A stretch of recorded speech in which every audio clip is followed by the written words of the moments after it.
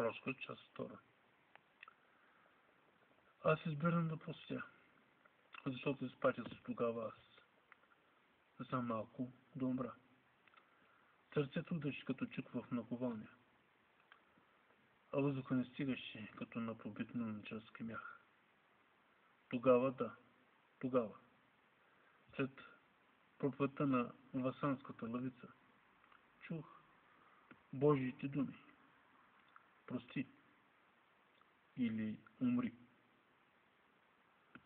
Само аз ги чух, за другите не зная. Не попитах. Тогава забестиснах. Сърцето впазва. Едва го удържах. И до църквата си стара, на Солунска, се едва добрах. След маратона тежък, брата аз настигнах. И прошка му поисках. И бях сразен. От отговора му бърз: да, прощавам ти.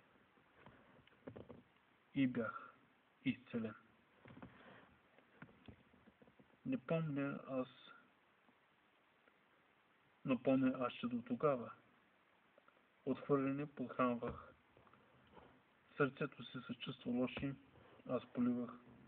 Накрая бурен, злобен и отровен в моето сърце озря. И тровеше ме ежедневно, всеки ката ден.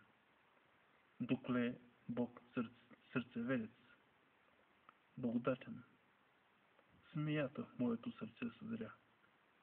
И с думите правдиви, чрез немощен човешки съд, говори ми тихо, но за мен с гръм.